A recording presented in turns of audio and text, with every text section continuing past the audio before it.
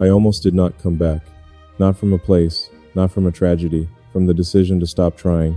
I had convinced myself that the best years were used up, that the kind of love I once believed in was a young man's fantasy, that the women I hurt and the women who hurt me had written the final page of a book I never asked to be in. And then you showed up, not loudly, not with promises. You showed up the way dawn arrives. Slowly, without asking permission. And I realized the most terrifying thing a man over 60 can realize. That his heart still works, that it still wants. That the walls he spent decades building were never strong enough for someone like you. This is not a love story about finding someone new. This is a confession about what it costs to begin again when you already know how badly it can end. Let me tell you something, and I need you to sit with this one. Because this is not a riddle, this is not a game. This is the kind of moment that splits a life into before and after. Imagine this. You are 63 years old. You have been alone for 7 years. Not the kind of alone that people pity, the kind they admire. You rebuilt yourself after a marriage that took more than it gave. You sold the house. You moved closer to your daughter. You learned to eat dinner without apologizing for the silence. You filled your evenings with books, with long walks, with the kind of peace that only comes after you stop pretending you need someone to complete you. And you meant it. You really did. Your friends called you brave. Your sister said she wished she had your strength. And part of you believed them. Part of you thought, maybe this is what the rest of my life looks like. Quiet, steady, safe. Then one Tuesday afternoon, you meet a man at a bookstore. He is not what you expected. He is not polished. He does not try to impress you. He asks what you are reading, and when you answer, he listens like your words carry weight. Not the polite kind of listening. The kind where his eyes do not wander. The kind where his silence feels like it is holding space for yours. You exchange numbers. You text cautiously. He responds slowly. Not because he does not care, but because he is choosing his words the way a man does when words have cost him before. Weeks pass. The texts become calls. The calls become dinners. The dinners become something you are not ready to name. And then one evening, sitting across from him at a small Italian restaurant, he says something that changes everything. He says, I am not looking for someone to fill the space. I am looking for someone worth reopening the wound. And your chest tightens, because you know exactly what he means. You know what it is to close yourself off, to train yourself to stop wanting, to turn loneliness into a lifestyle and call it healing. And now this man, this quiet, careful, imperfect man, is sitting across from you, telling you that you are the reason he is willing to risk the thing he swore he would never risk again. But here is where it breaks. 3 months in, his daughter calls him. She has been diagnosed with something serious, not fatal, but life-altering. She needs him. She needs him to move closer. She needs him to be present in a way that will consume the next 2 years of his life. He tells you this on a Sunday morning, and you can see it in his face. The guilt, the grief, the quiet terror of a man who knows he is about to lose something he just found. He does not ask you to wait. He does not make promises he cannot keep. He says, I would never ask you to put your life on hold for something this uncertain. And now, you are sitting in a silence that weighs more than anything either of you has ever said. Because you know what it means to wait. You waited through a marriage that never arrived emotionally. You waited for someone to see you. You waited for the right moment to leave. You waited 7 years to feel anything again. And now, the first man who made you feel something real is asking you to decide whether you will wait one more time. But this time is different. This time you are not waiting for someone to change. You are not waiting for love to appear. You are deciding whether the love you already found is worth the pain of holding it loosely. If you stay, you risk 2 years of distance, of canceled plans, of late-night phone calls where his voice sounds tired and his attention is divided. You risk becoming invisible again. You risk pouring yourself into someone who may come back different, or may not come back at all. If you leave, you protect yourself. You return to the peace you built, the books, the walks, the quiet evenings, the life your friends admire. But you will know, every night, in the 3 seconds before sleep, you will know that you had it, that it was real, that you walked away from the one man who made you feel like starting over was worth the cost. And that knowledge, that memory, will sit beside you at every dinner table for the rest of your life. So here is the question, not what is the right answer. There is no right answer. What would you do? Would you stay, knowing it might break you? Or would you leave, knowing it already has? Tell me in the comments. I want to hear your answer. Because the woman who answers this honestly is the woman this entire video was made for. Most people think the hardest part of love after 60 is finding someone. It is not. The hardest part is believing you deserve to find them. Because somewhere along the way you started telling yourself a story. A quiet story. One you never said out loud but repeated every single day. The story goes like this. You had your chance. You chose wrong. Or you chose right and it still fell apart. Either way, the window closed. And now the best you can hope for is peace. Not passion, not being known, not the feeling of someone's hand reaching for yours under a table like a reflex they cannot control. Just peace. And you made peace with peace. You decorated it. You gave it a routine. You convinced yourself it was a choice, not a surrender. But it was both. And the part of you that knows it was both is the part that terrifies you the most. Here is the shock no one warns you about. When love arrives again after 60, it does not feel like a gift. It feels like a threat. Because you are not 25 anymore, you cannot afford to break the same way. The recovery time is longer, the scar tissue is thicker, and the voice in your head is louder than it has ever been. That voice says, you already know how this ends. That voice says, you are too old to start over. That voice says, if he really wanted to stay, he would not have left the first time, or the second time, or the third. And you listen, because that voice kept you alive through the worst years. It taught you to read silence as danger, to interpret distance as rejection, to love cautiously, because loving freely almost destroyed you. Your mind never stops. Not because something is wrong with you, because it was trained to anticipate every threat before it arrives. It learned that pattern in a marriage where silence meant anger, where affection had conditions, where being seen was only safe when you performed the right version of yourself. And now, decades later, you still check the room before you exhale. You still read his tone before you trust his words. You still brace for the retreat, even when he has given you no reason to expect one. That is not weakness. That is the architecture of survival. But survival has a cost, and the cost is this. The same system that protects you from pain also blocks you from being reached. The same walls that kept the wrong people out kept the right ones standing at the gate. And here is where the regret lives. Not in the men who left, not in the years you spent alone. The regret lives in the moments you almost let someone in and pulled back at the last second. The dinner where you changed the subject when it got too real. The phone call where you laughed to cover the ache in your throat. The night you typed 3 paragraphs, then deleted them all and sent, "I am fine" instead. You know those moments. You carry them like stones in your coat pockets, and no one sees the weight because you have learned to walk upright no matter what you are carrying. But the regret does not come from what you lost. It comes from what you refuse to receive.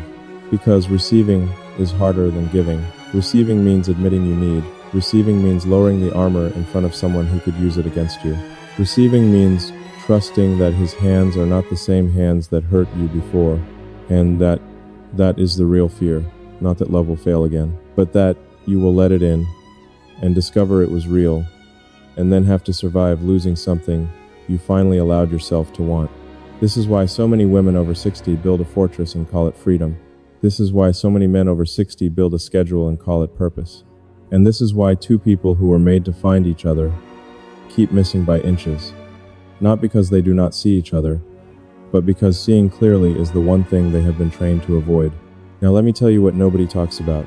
There is a theory in psychology that most people misunderstand. It was built by a researcher who spent her career studying what happens to human motivation as time runs out. She found something that contradicts everything the world tells you about aging. The world says that getting older means losing energy, losing options, losing relevance, losing the ability to feel things as deeply as you once did. But the research says the opposite. As time shrinks, your capacity for emotional depth does not shrink with it, it expands. When you are young, you chase breadth, more friends, more experiences, more connections. You spread yourself wide because time feels infinite. But when you reach a certain age, something shifts. You stop expanding, you start selecting. You begin cutting away every relationship that does not feed your soul, every conversation that does not matter, every person who takes more than they give, and what remains is concentrated, distilled, more emotionally rich than anything you experienced at 25 or 30 or 40. This is not decline, this is refinement. The woman who has lived through decades of love and loss does not feel less. She feels more precisely. She knows exactly what matters because she has wasted years on what does not. And here is the part that changes everything. When that woman meets one person who matches her depth, The connection is not a flicker. It is not a spark. It is a recognition, not the beginning of something new. The arrival of something she has been preparing for her entire life without knowing it. Every wall she built, every man she released, every night she spent learning to be alone. It was all preparation, not for solitude. For this, for the one person worth dismantling the fortress she spent 60 years constructing. And that is the twist no one sees coming. You were never closing down. You were curating, sorting, eliminating everything that was not precise enough, real enough, brave enough to deserve access to the version of you that exists behind closed doors. The version that cries at songs she heard in her 30s. The version that still believes in the kind of love that does not need to explain itself. The version that whispers, "I am still here," even after everyone assumed she had given up. That version was never gone. She was waiting. And the man who is worthy of her is the man who understands. It was an invitation that most men will never understand. Because most men hear silence and assume disinterest. They see a woman who has learned to live alone and think she prefers it. They watch her move through the world with grace and composure, and mistake her stillness for coldness. But it was never cold. It was the deepest kind of warmth, held so tightly that only the right person could feel its heat. I know this because I was one of those men. I spent years reading a woman's independence as a closed door. I saw strength and assumed she did not need me. I watched her carry everything alone and told myself she wanted it that way. I was wrong. She did not want to carry it alone. She had simply stopped believing anyone was strong enough to carry it with her. And the moment I understood that, the moment I stopped seeing her walls as rejection and started seeing them as proof of what she had survived, everything between us changed. Not because I broke through, because I sat down beside the wall and stayed. I did not demand entry. I did not perform. I did not try to fix what she never asked me to fix. I just stayed, day after day, conversation after conversation, silence after silence. And, eventually, she did something I will never forget. She let the room breathe. Not a dramatic gesture, not a tearful confession. She simply stopped holding her breath around me. She stopped rehearsing her sentences before she said them. She stopped watching my face for signs of retreat. She exhaled, and in that exhale was every year she had held inside, every wound she had dressed alone, every night she had whispered to the ceiling, "I do not need anyone," while knowing it was only half true. That exhale was the bravest thing I have ever witnessed. And I knew, in that moment, she was not the one who needed saving. I was. Because I had told myself the same lie. I had built the same fortress. I had called my isolation wisdom and my fear maturity. I told myself that starting over after 60 was foolish, that wanting someone at this age was a sign of weakness, that I had already used up my share of chances. And she proved every single one of those stories wrong. Not by arguing with them, not by convincing me with words, by being the kind of woman who made the risk irrelevant. Because that is the thing about the right person. They do not make the fear disappear.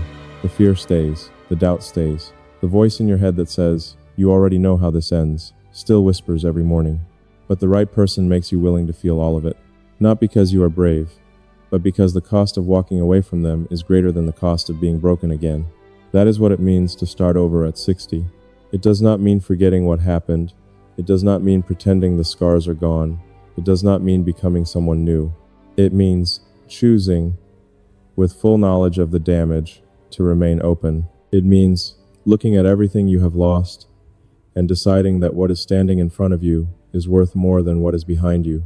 It means understanding that the woman sitting across from you at that restaurant did not arrive by accident. She arrived because she survived, because she chose herself 1,000 times, because she walked through decades of being unseen and still had enough left inside her to sit down at that table and try again. And that is not desperation. That is the single most courageous act a human being can perform. Not starting over when you are young and the stakes are low. Starting over when you are 60 and you know exactly what it costs. There is a line I carry with me. I did not read it anywhere. It came to me one night when I could not sleep. The line is this: you do not find love after 60. You finally stop hiding from it. Because it was always there, in the quiet moments between tasks, in the ache that surfaced every holiday, in the 3 seconds before sleep when the mask comes off and the truth breathes on its own. Love was never the thing you lost. It was the thing you kept locked in a room because the last time you let it out, it came back wounded. And now, after all the years of locking that door, someone is standing on the other side. Not knocking, not demanding, just waiting. The way you waited, the way you always waited, and the only question left is the one you already know the answer to. Is this person worth the key? You already know. You knew before this video started. You knew before the bookstore, before the restaurant, before the Sunday morning, when everything almost fell apart. You knew because your body told you. The way your hands steadied when he was near. The way your breath changed when he spoke your name. The way your mind, the mind that never stops analyzing, never stops protecting, never stops preparing for the worst, went quiet. Not silent, quiet. The kind of quiet that only arrives when something inside you recognizes something inside someone else.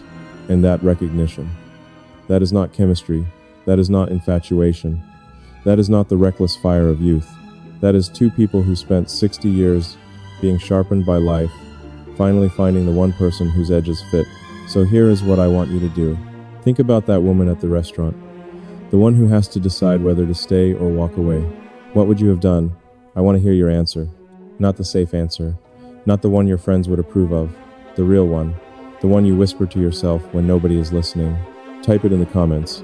And if this reached the part of you that you keep locked away, if something in these words felt like it was written for you and only you, then subscribe. Not for me. For the version of yourself that still believes the next chapter might be the one worth reading. I will be here when you are ready.